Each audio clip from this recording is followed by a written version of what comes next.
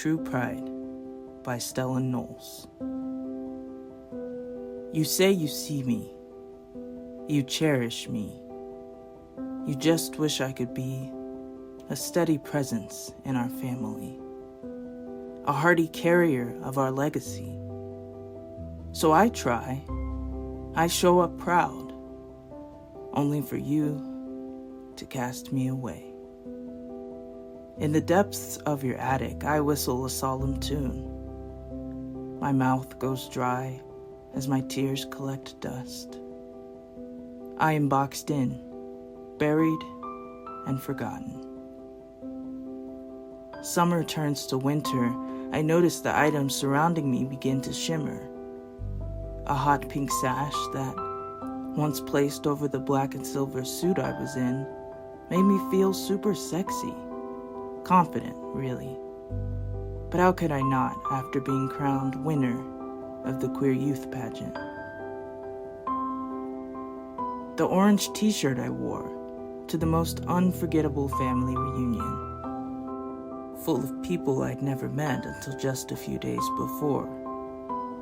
At what is known as the Black Trans Advocacy Conference, I found connection and healing, being fully embraced by Black trans people of all ages from all over the country. The yellow bottle of lemon soap I received as part of a gift package for serving as a community advocate and storyteller on a sunny Saturday during Trans Awareness Week. The green hiking shoes I wore to traverse the ranch at Camp Lost Boys. Although it was wet and cold for the most part, I had a blast getting to know some of the trans guys who signed up to explore positive masculinity in the mountains of Colorado. The turquoise paintbrushes I used to complete my entries for a local trans and disability art show. I especially loved the one that displayed a flower struggling to stay rooted and petalful in the face of acid rain. The velvety indigo bag containing that which has given me a more harmonious relationship with my body. Before tea, I wondered if I would ever come to appreciate my appearance in the reflection of a mirror. The violet lavender awaited eye mask I got because it smelled heavenly. I began using it after my top surgery, when sleep wasn't easy to come by. It still soothes my spirits now, almost as well as my lovely girlfriend, Violet. After acknowledging everything in gratitude, I rise to my feet. Lemon and lavender scents swirl around me. Paintbrushes brandish the air to clear the musk. My shirt and sash slip over my head. I lace up my shoes. The bag glides my way, as if pulled by its drawstrings. They wrap around my wrist and lead me to the window. I open it and leap with wild abandon. I fly on the wings of bona fide pride.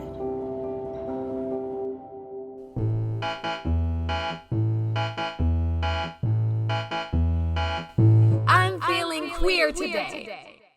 Welcome back to I'm Feeling Queer Today, a podcast that amplifies the voices of LGBTQ plus young people for listeners like you, whoever you are. Brought to you by the Future Perfect Project. I'm Samuel Smalls Jr., and I use he, she, and they pronouns. At the top of the episode, you heard True Pride, an original piece by creative writer and storyteller Stellan Knowles. You can find Stellan's piece and more original pieces from young queer writers in our debut anthology, From Here We Build, Queer Youth Write From Their Lives. Get yourself a copy today, everywhere you find books and ebooks. Just head to the episode description and show notes for a link to purchase. If you've been listening to season 3 of the pod, you know that we took a queer road trip all around the country to answer a big question. What's it like to be an LGBTQ plus person where you live?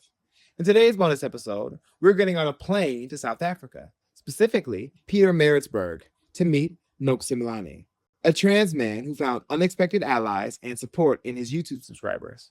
In just a minute, you'll learn more about Noks in his own words in his piece, Here We Are, from the Radio Workshop podcast. Radio Workshop is a network of more than 5,000 trained youth radio reporters across 10 countries in Africa who broadcast on local and national radio stations and produce podcasts. Definitely check them out and subscribe to their show so you can keep up with the incredible work they're doing. Thank you, Radio Workshop, for letting us share this audio piece with our listeners. Let's take a listen. Hi, I'm Lesedi Mokgwatle, and you're listening to Radio Workshop. The internet can be a harsh place. Think trolls. Those strangers who hide behind their computer screens and go out of their way to blow up a comment thread by being cruel and disruptive. And sometimes abuse that starts online can turn into real-life harassment and cause even more harm, especially if you live in a small community where there's no such thing as being anonymous. That's why our next story surprised us. Growing up in Pietermaritzburg, South Africa, Noks Simelane never really felt safe to speak about his gender dysphoria, but when he did it on YouTube. This is our second story about allyship, and this time, the unexpected ally was the internet.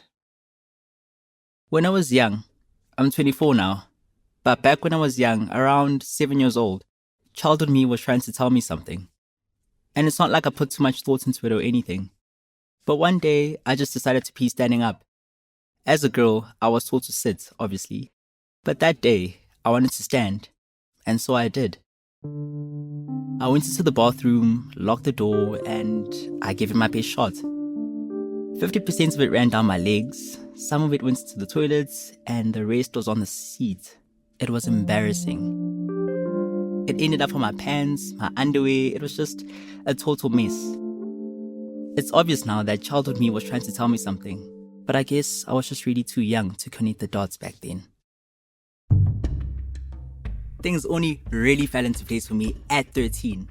For 13-year-old me, YouTube was the beginning of everything.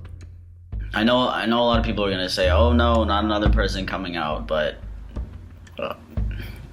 well, it is. As a young teen, YouTube opened up my world. I mean, there was Sam Collins, who I watched a lot. As you can already tell by the title, I'm transgender. I'm FTM transgender, which means female to male. Which means that I used to be female, I used to live as a female. And I know some people... And I watched all the videos by Benton as well. So this week I thought that we could take another little trip to the past. You know how there's like little things that you did as a kid and just like coincidentally line up with something now? It's like, oh, that's why I do that. So in particular, I mean, I'm talking about things that I did as a little girl that like coincidentally now makes sense that, you know, I was a boy. But it's not like if you do those things, you automatically are. It just happens. I mean, picture it. I was just a black kid from Pietermaritzburg, South Africa, watching these videos.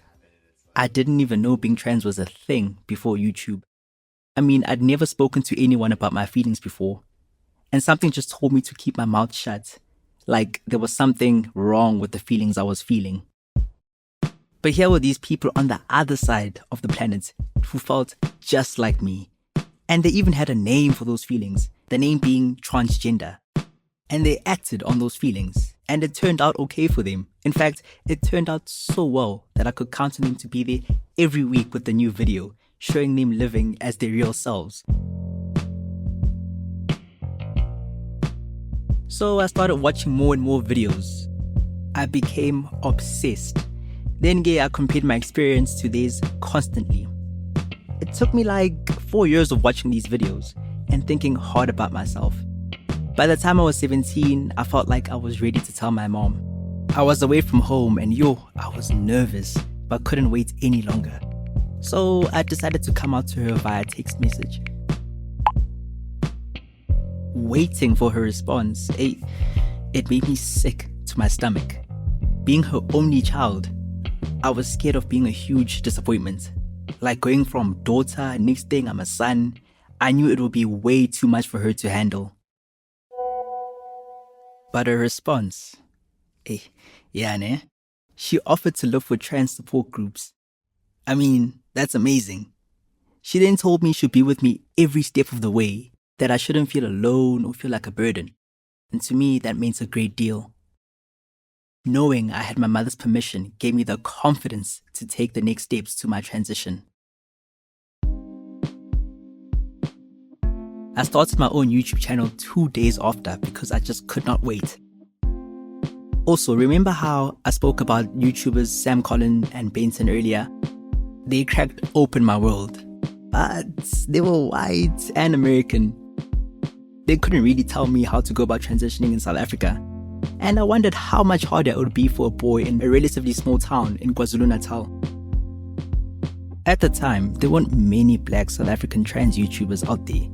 Information about going on testosterone in South Africa was very hard to come by. And trust me, I googled hard. There was no one out there making this info easy to access. So it just seemed right for me to step up and be that YouTuber for others as I transitioned.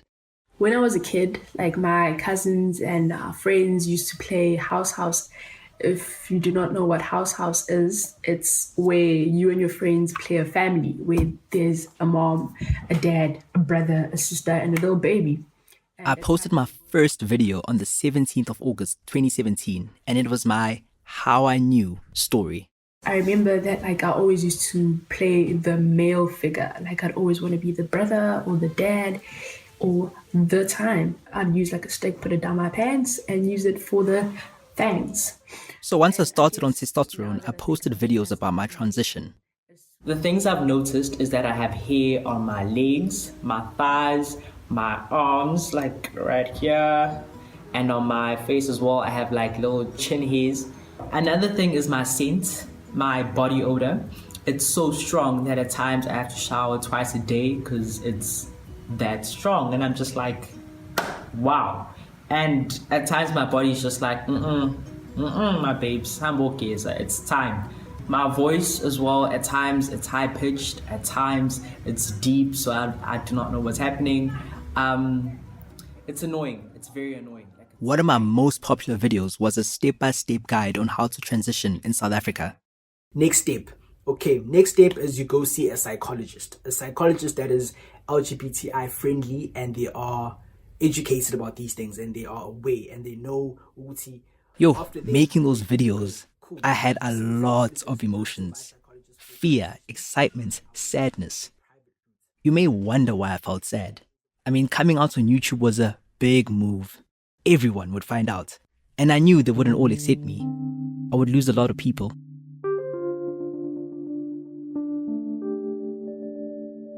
Yazi, you'd think the worst would come from haters in the comment section.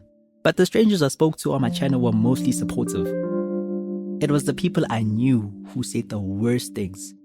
I get DM'd by friends or family who watched the videos. They'd ask me to explain myself. I even got called a freak at some point.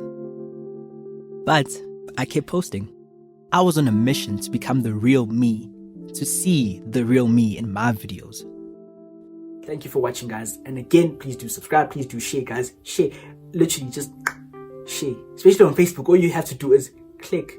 And it's share now, and you're yes, babes, that is it. But I understand if you have family who is what is this? Okay, I understand. Then please share on your WhatsApp because I'm pretty sure you blocked the family. So please do that. My videos are a kind of mirror for me. I rewatch them from time to time because I like to see how far I've come in my transition. But sometimes I look at myself and I think, I'm not man enough. And it bothers me. It affects my mental health.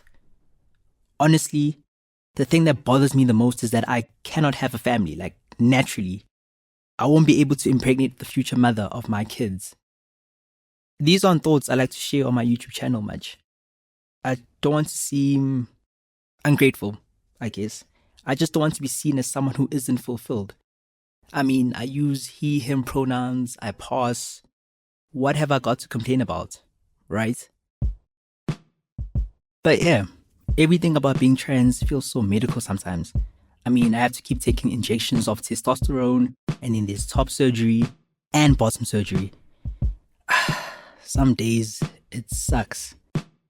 I keep turning on that camera because I know my channel is helping a lot of people out there. I'm just here to update you guys on what's how I've been feeling and what's been happening, but what's happening. This one time I got a comment that really sticks with me. Let me read it to you. I can't believe I finally found a fellow South African trans man on YouTube. I feel like crying, bro. And here's another one. It's amazing hearing someone with my accent talking about the stuff I think about all day. I wish this community would grow more. Yeah, I love you guys. I've never told you guys that, but I do. I mean, I even got a comment from a trans YouTuber in Jamaica saying, "Keep doing what you're doing. I love the realness, man." Hey, it's feedback like that. Yeah, it just makes it all worth it. I really do, man. I appreciate all your comments and all your messages, everything. Like, it literally keeps me going, and it gives me the motivation to keep posting and just keep doing the most. So hence why I'm showing face now. Unplanned video. I was just like, let me just go film. And here I am. Here we are.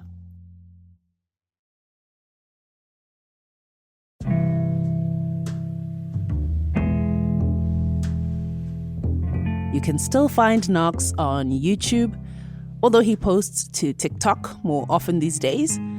We asked him if he felt it was still necessary to be on social media to help other queer youth. And he said it's 50-50. Even though things on YouTube have slowed down, he still gets messages from people saying his channel changed their lives. But things are moving quickly. Trans kids younger than him are living more freely. They don't feel the need to explain themselves to the world like he did.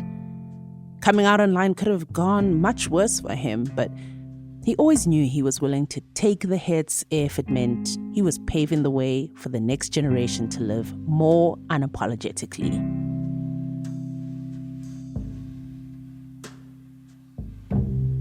Here We Are was written and produced by Noks Simelane and Joe Jackson. This episode is produced by the Radio Workshop and the Children's Radio Foundation. Joe Jackson is our managing producer. Rob Rosenthal and I edited this podcast. Additional production assistance by Martha O'Donovan and Naomi Gruen. Music by Blue Dot Sessions. Sound engineering by Mike Rayfeld. Our studio technician is Sims Gula. A big thanks to Catherine Grenfell and Audio Militia in Johannesburg, where we record this podcast. This episode and the work of the Radio Workshop would not be possible without support from Steve Hendrickson, Pam and Bill Michaelchek, the Other Foundation, and the Theodore J. Forstman Charitable Trust and the Emerging Markets Foundation. Visit our website for more information and to support our work at radioworkshop.org.